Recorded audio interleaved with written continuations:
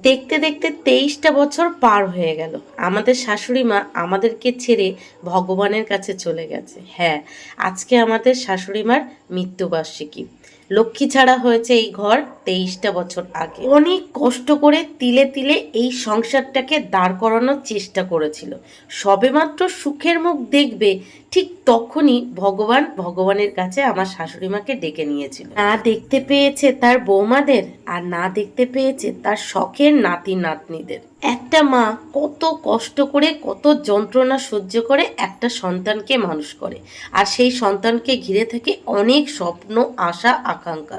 ঠিক সেই স্বপ্ন পূরণের আগে আগেই সেই মাকে যদি এই সোনার সংসার ছেড়ে চলে যেতে হয়, সেই মায়ের যে কত কষ্ট সেই মাই জানে। তবে যে যাওয়ার সে তো চলে যায়, কিন্তু তার শূন্যতা সারা জীবন থেকে যায়। আমার বিয়ের পর থেকে এই 12টা বছর প্রত্যেকটা বছর 6ই জুন মিস্টার প্রতিদেব অফিস যাওয়ার আগে সকাল সকাল ঘুম থেকে উঠে চান করে মায়ের ফটোটা মুছে নিজের হাতে ফুল ফল মিষ্টি দিয়ে মাকে পুজো দিয়ে তারপরেই অফিস যায়। আর আজকের দিনে উনি কারোর সাথে অতটা বেশি কথা বলে না।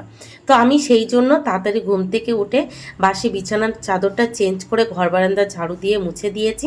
তারপর মিস্টার প্রতিদেব চান করে এই যে মাকে পুজো দিয়ে নিয়েছে, আর দুষ্টু এখানে দাঁড়িয়ে আছে। সে ভেবেছে আজকে তার ঠাকুমা তার কাছে ফেরত আসবে। ছেলে মানুষই মন, তাকে বোঝাবো কি করে? যে যাওয়ার সে চলে গেছে, তাকে যতই ডাকি না কেন সে পিছন ফিরে আর তাকাবে না। তবে কি জানেন, বিয়ের পরে এই 12টা বছর দেখছি মিস্টার প্রতিদেব প্রতি বছর সেম এইভাবে মাকে পুজো দেয়, কিন্তু কোনো বছরই কান্না করে না। এবছর প্রচণ্ড পরিমাণের কান্না করছিল তার ছোট্ট মেয়েটাকে জড়িয়ে ধরে। কি জানি কেন শুধু এই কথাটাই বলছিল, আমার মনের কষ্টটা কেউ বোঝে না।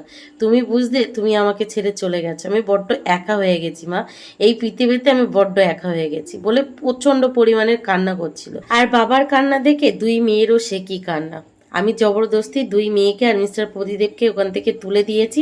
দেখুন মামামের চোখ মুখ এখনো লাল হয়ে আছে। আর দুষ্টু তার বাবাকে বলছে, বাবা তুমি কান্না করছো কেন? তুমি তো বললে আজকে ঠাকুমা বাড়ি আসবে, তাহলে তুমি কান্না করছো কেন?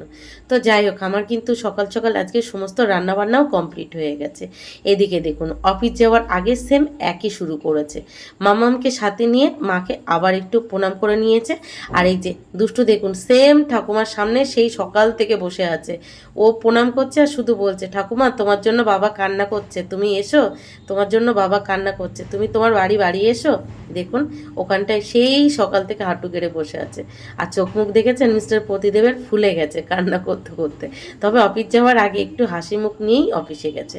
এদিকে শ্বশুর বাবার প্রেশারটা একটু লো, আর আগের দিন যে চকলেটটা কেনা হয়েছিল তার সাথে কয়েক প্যাকেট হরলিক্স দিয়েছিল। তো বাবাকে জিজ্ঞাসা করলাম যে হরলিক্সটা দেবো নাকি, তো বললো দাও। তো এই যে দুই মেয়ের পাশাপাশি বাবার একটু দুধ হরলিক্স করে নিলাম, আর সাথে একটা ডিম সিদ্ধ দিয়ে দিলাম। আর আজকে যেহেতু আমরা ডিমের তরকারি রান্না করেছি, মানে ডিম আর মাছের তরকারি, সেই জন্য দুই মেয়েকে আর ডিম সিদ্ধ দিইনি, শুধু শ্বশুর বাবাকেই ডিম সিদ্ধ দিয়েছি। আর শ্বশুর বাবা কি করেছে জানেন, এই গরম দুধ হরলিক্স খেতে গেছে, তার জিভটা নাকি হালকা পুড়ে গেছে। তখন তিনি আর সেই দুধ হরলিক্স খেলো না। সেই দুধ হরলিক্সের গতি কি করেছে দেখুন, একটা বাটিতে ঢেলে নিয়েছে, আর তাতে নিয়ে নিয়েছে খই, চিড়ে, মুড়ি, দই, পাকা কলা, ছাতু, সমস্তটা একসাথে মেখে নিয়েছে। বলছে সব তো এক জায়গায় যাবে, একসাথেই খাই, কি আছে। গুড মর্নিং দুষ্টু। গুড মর্নিং মাম্মাম। Good morning. এই যে দুই বোনকে ব্রেকফাস্ট দিয়ে দিয়েছি, দুধ হরলিক্স আর সাথে বিস্কিট। ও দুষ্টু, আজকে আমাদের ঘরে কে আসবে? কে আসবে আজকে আমাদের ঘরে? কে আসবে? ঠাম্মু আসবে। তাই তোমাকে বলেছে? নাও তুমি খেয়ে নাও, তারপরে আবার কথা হবে। নাও খেয়ে নাও। Hello friends, good morning. আরেকটা ফ্রেশ নিউ ব্লগে আপনাদের সবাইকে অনেক অনেক স্বাগত। কেমন আছেন আপনারা সবাই? আশা করি আপনারা সবাই অনেক ভালো আছেন। আমরাও আপাতত ভালো আছি আপনাদের আশীর্বাদে আর আমার গোপালের আশীর্বাদে। আজ বৃহস্পতিবার আর এখন বাজে সকাল 10টা 20। তো চলুন আজকের ব্লগটি এখান থেকেই শুরু করি। আর সকাল থেকে টুকিটাকি কিছু শেয়ারও করে দিয়েছি, তো প্লিজ পুরো ভিডিওটি না কেটে দেখতে থাকবেন আর আমার সঙ্গে থাকবেন। আজকে কিন্তু অনেক সকাল সকাল ঘুম থেকে উঠেছি, ওই সকাল 6টা নাগাদ ঘুম থেকে উঠে সোজা রান্নাঘরে গিয়ে রান্নাঘরের কিছু কাজবাজ এগিয়ে ঘরে এসে দুই মেয়েকে জবরদস্তি ঘুম থেকে তুলে বাসি ঘরের সমস্ত কাজবাজ গুছিয়ে নিয়েছি। আপনারা তো জানেন যেদিন দুষ্টুর স্কুল থাকে না সেদিন তো সে সকাল সকাল ঘুম থেকে উঠতে চায় না। আজকে রীতিমতো তাকে জবরদস্তি ঘুম থেকে তুলে নিচে বসিয়ে দিয়েছি, তারপরে সে ঘুম থেকে উঠে গেছে। আজকে হলো আমার শাশুড়ি মার মৃত্যুবার্ষিকী, সেই জন্যই বাসে ঘরের সমস্ত কাজবাজ তাড়াতাড়ি করে গুছিয়ে নিতে হয়েছে। মিস্টার প্রতিদেব অফিসে যাওয়ার আগে চান করে তারপরে মাকে পুজো দিয়ে খাওয়া দাওয়া করে অফিসের জন্য বেরিয়ে গেছে। তো আলাদা করে বলার কিছু নেই, এখনের পর থেকে যা যা করবো টুকিটাকি এখানেই শেয়ার করবো, আপনারা দেখতেই পাবেন। তো সারাদিন দেখতে থাকুন আর আমার সঙ্গে থাকুন। আমাদের এ ঘর লক্ষ্মী ছাড়া হয়েছে অনেক বছর আগে, 2000 সালে। তখন আমি একদমই ছোট, ওই ক্লাস 4 কি 5-এ পড়ি। তখন আমার শাশুড়ি মা মারা গেছে, মানে সবে তিনি সুখের মুখ দেখেছিল, তখন ঠাকুর তার নিজের কাছে নিয়ে নিয়েছে। ভালো মানুষ তো, ভালো মানুষদের ঠাকুর বেশি দিন পৃথিবীতে রাখে না, নিজের কাছে টেনে নেয়, তেমনটাই আর কি। তবে কি জানেন, শাশুড়ি মা এত বছর মারা যাওয়ার পরেও মিস্টার প্রতিদেব এখনো মায়ের কথা ভেবে খুব কষ্ট পায়, মাঝে মাঝে তো কান্নাও করে দেয়। বলে মায়ের মতো করে ওনাকে নাকি কেউ বোঝে না, কেউ ভালোবাসে না। মিস্টার প্রতিদেব একটু চুপচাপ টাইপের, নিজের মনের কথা, নিজের কষ্টের কথা, নিজের চাওয়া পাওয়ার কথা কাউকে বলে না। আমাকে তো বলেই না। একমাত্র মাই নাকি ওনার মুখের দিকে তাকিয়ে ওনার মনের কথা, কষ্টের কথা, চাওয়া পাওয়ার কথা সব বুঝে যেত। ওরকম করে নাকি আজ আর কেউ বোঝে না। বলে মায়ের পরে যদি কেউ বুঝতো সেটা হলো আমার ননদ দিদি, মানে আমার ননদ দিদি, ওনার দিদি। মায়ের পরে ননদ দিদিই একমাত্র মিস্টার প্রতিদেবকে বুঝতো, তারপরে আর কেউ বোঝে না, মানে আমি বুঝি না। তবে 2 মেয়ে হওয়ার পর থেকে উনি 2 মেয়ের ভিতরেই ওনার মাকে দেখতে পায়, বিশেষ করে মামামের ভিতরে। আমি যখন প্রেগনেন্ট ছিলাম, মানে মামাম যখন পেটে ছিল, ওই যবে শুনেছে তবে থেকেই ওনার বিশ্বাস ওনার মেয়ে হবে আর ওনার মা আসছে ওনার কাছে ওনার মনের কষ্ট বা ওনাকে বোঝার জন্য। তো ভগবান মেয়ে দিয়েছে, কিন্তু ওই যে একটু সমস্যা নিয়েই। তো যাই হোক, আবার দুষ্টুও তো আছে। 2 মেয়ে বাবাকে খুব ভালোবাসে আর বাবার 2 মেয়ে তো জীবন। আপনারা তো সেগুলো ব্লগে দেখতেই পান। তো আজকে মিস্টার প্রতিদেব সকাল থেকে আমার সাথে তেমন করে কথাও বলেনি, মেয়েদের সাথেও তেমনভাবে কথা বলেনি। আজকে উনি মানে আজকের দিনটাতে কারোর সাথে তেমনভাবে কথা বলে না, একটু চুপচাপই থাকে। তো আমিও আর ওনাকে ডিস্টার্ব করি না। তো সব মিলিয়ে বাসি ঘরের সমস্ত কাজবাজ, মানে এই দিকের কাজবাজ হয়ে গেছে, বাকি আছে নিচে যাব, 2 মেয়েকে চান করবো। অনেক কাচাকুচি আছে আজকে, আর অল্প না, অনেক কাচাকুচি আছে। কারণ পরপর 3 দিন বাইরে বার হয়েছি, আমাদের 3 জনের জামা কাপড়, আজকে 2টো বিছানার চাদর, সব মিলিয়ে প্রচুর কাচাকুচি আছে। আর বাইরে প্রচণ্ড রোদ, এই বিশ্রী গরমের মধ্যে নিচে গিয়ে এই রোদ্রের মধ্যে কাচাকুচি করলে আর দেখতে হবে না, তবুও করতে হবে, যতটা পারবো ততটা করে নেব। তারপরে চান করে আজকে বৃহস্পতিবার পুজো দেব, সাথে আমিও শাশুড়ি মাকে পুজো দেব। সব মিলিয়ে চলুন সারাদিন দেখতে থাকুন আর আমার সঙ্গে থাকুন। এই যে কাচাকুচি আর 2 মেয়েকে সাথে নিয়ে নিচে চলে এসেছি, প্রচণ্ড রৌদ্রের মধ্যে বসে বসে এখন কাচাকুচি করছি। আর 2 মেয়ে ঠিক আমার সামনে বসে আছে, কাচাকুচি হলেই 2 মেয়েকে চান করাবো, তারপর নিজে চান করব, তারপরে ওপরে চলে যাব। একটা কথা কি জানেন, বেশিরভাগ মানুষ যতদিন বেঁচে থাকে তার কেউ সহ্য করতে পারে না, তার শুধু পরচর্চা পরনিন্দা হয়। কিন্তু যখন মানুষ মরে যায়, ওই স্মরণ সভা থেকে শুরু হয় তার নামে প্রশংসা করা, তাকে মিস করা, তার গুণগান করা, এইসব আর কি। কিন্তু আমার শাশুড়ি মা এমন একটা মানুষ যার নামে কেউ কখনো কোনো দিন একটা বাজে কথা বলে না। আমরা তো তাকে নিজের চোখে দেখিনি, তবে সবার কাছে তার প্রশংসাই শুনি। কেউ তার নামে একটা কিঞ্চিত পরিমাণের নেগেটিভ কথা ছড়ায় না।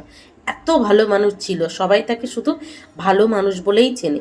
ওয়াও, তোমাদের দুইজনকে তো খুব সুন্দর লাগছে দেখতে, খুব সুন্দর লাগছে।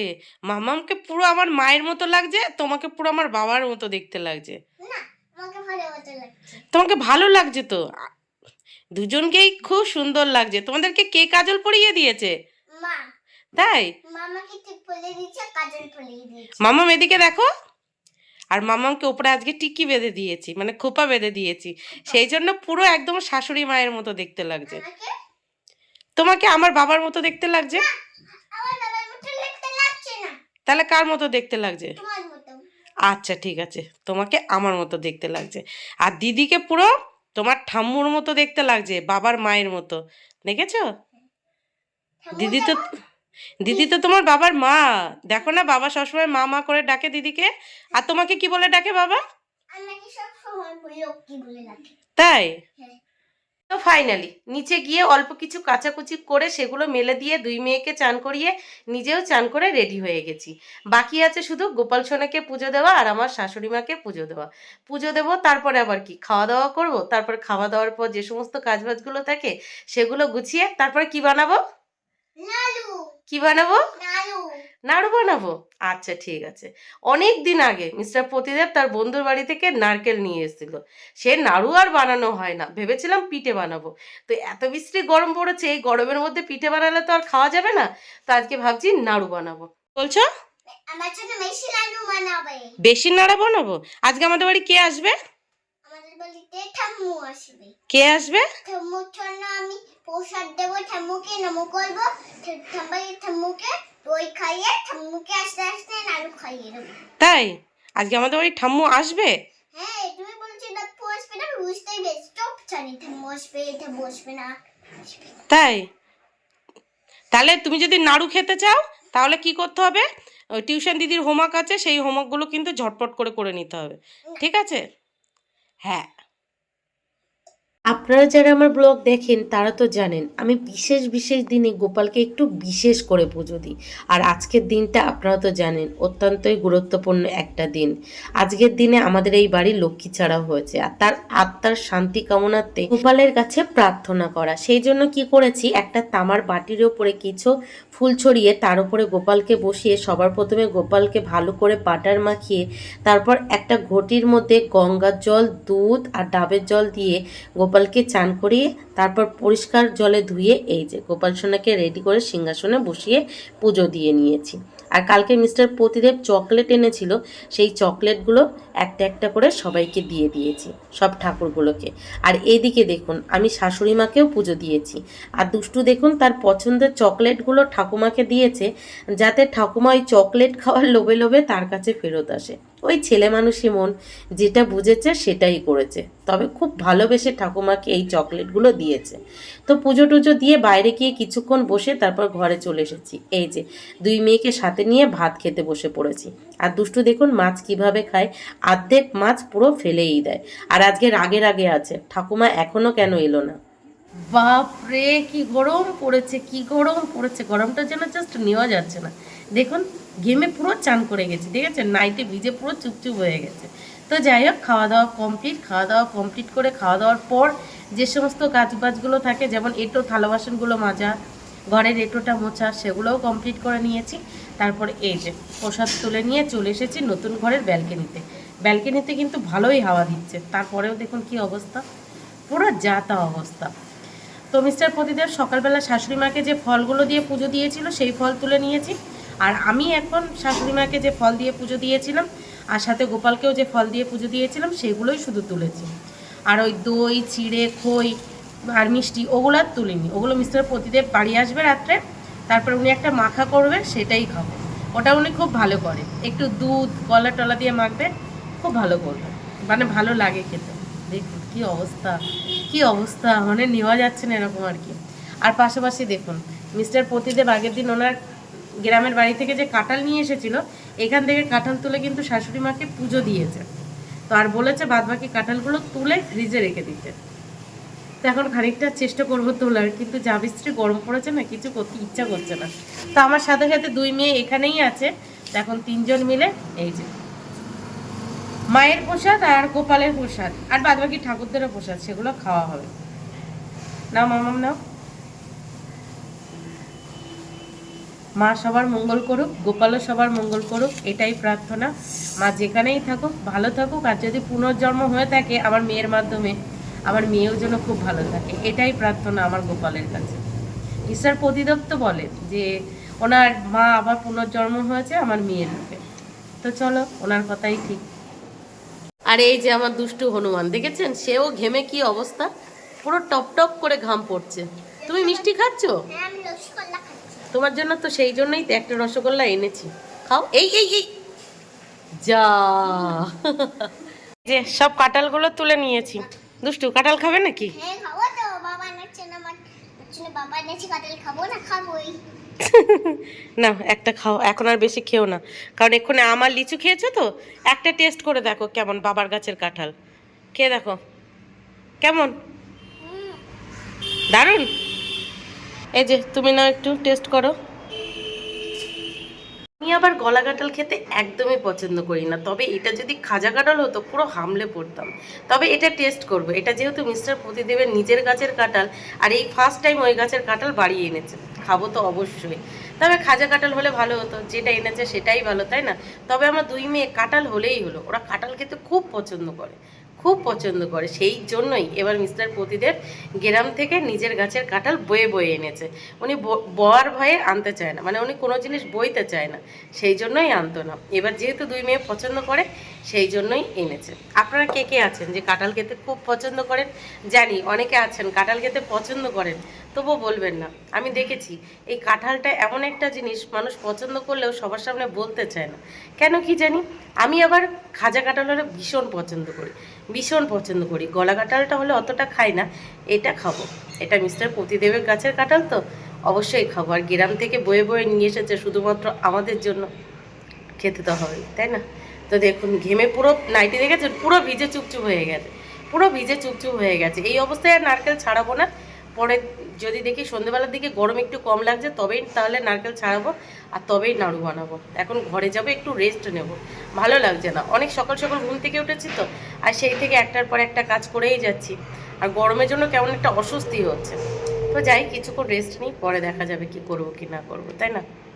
দেখুন দেখুন হঠাৎ কার আগমন ঘটলো, বাপ রে!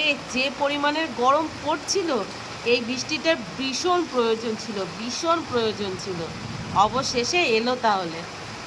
দুপুরে খাওয়ার পর ব্যালকনির ঠিক এই জায়গাটায় বসে বসে দুই মেয়েকে সাথে নিয়ে ফল খেয়েছি, তারপর খাটালটা ছাড়িয়ে নিয়ে আশপাশ করতে করতে ঘরে গেছি একটু ঘুমাবো বলে, যেহেতু অনেক সকাল সকাল ঘুম থেকে উঠেছিলাম।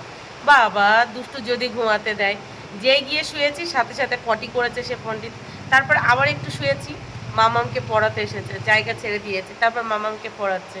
তারপর আবার একটু শুয়েছি, দেখছি ভীষণ জোর মেঘ ডাকছে, বৃষ্টি শুরু হয়ে গেছে, ছুটে এসে জামা কাপড়গুলো তুলেছি, হয়ে গেল।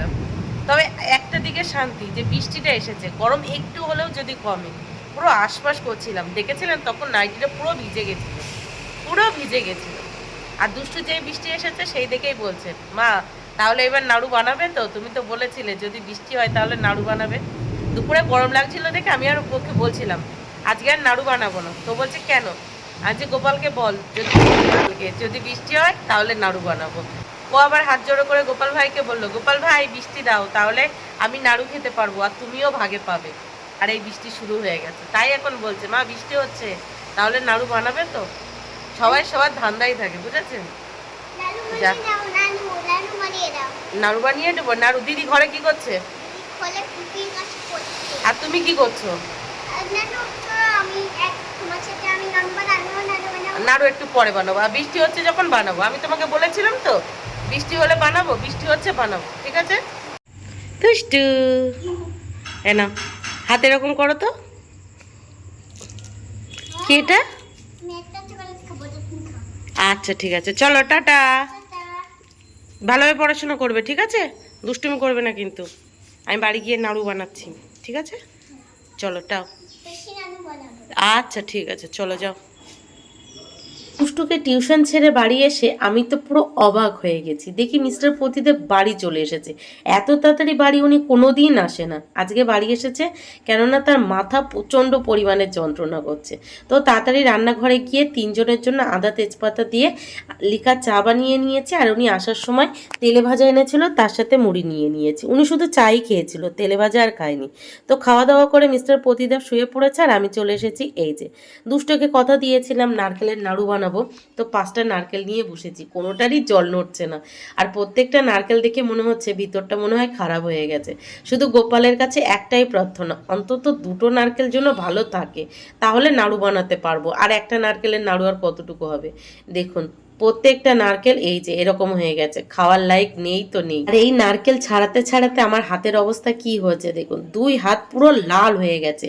কালকে সকালে দেখবো পুরো ঠোসকা নিয়ে নিয়েছে, দেখেছেন হাত পুরো লাল হয়ে গেছে। তবে গোপালের অশেষ কৃপা, 2টো নারকেল মোটামুটি ভালো আছে, তবুও শুকিয়ে গেছে। এটাকে ছাড়িয়ে একটু জলে ভিজিয়ে রেখে তারপরে নাড়ুটা বানাতে হবে যদি খাওয়া যায়। তো দেখুন নারকেলটা ছাড়ানোর পর এতটা শুকিয়ে গেছে যে ভিতরের থেকে যে মালা মালা টাইপের সেগুলো উঠে গেছে। তো বটির সাইজে সেগুলো ছাড়িয়ে এই যে কুচি কুচি করে কেটে নিয়েছি। কালকে এটাকে একটু জলে ভিজিয়ে মিক্সারে খুব ভালোভাবে পেস্ট করে এটা নাড়ু বানাবো। আর আমি এটা করতে করতেই দুষ্টু টিউশন থেকে ওর বাবা বাড়ি নিয়ে চলে এসেছে। বাড়ি এসে যেই দেখেছে নারকেল গুঁড়োর এই অবস্থা, দুই মেয়ে তো গালে হাত দিয়ে বসে পড়েছে। দেখুন এগুলো ছাড়াতে ছাড়াতে আর নারকেল গুঁড়ো ছাড়াতে ছাড়াতে এখন আমার রাত্রি 11টার কাছাকাছি বেজে গেছে, আর সন্ধ্যে 7টার সময় বসেছিলাম এগুলো করতে। মিস্টার প্রতিদেব নারকেল গুঁড়ো খারাপ হয়ে গেছে দেখে প্রচণ্ড বকাবকি করছে, বলছে কবে এনেছি, খেলে তো এত নষ্ট হতো না, কি আর করা যাবে। তো যাই হোক, চলুন আজকের ব্লগটি এখানেই শেষ করছি, দেখা হচ্ছে কাল সকাল থেকে।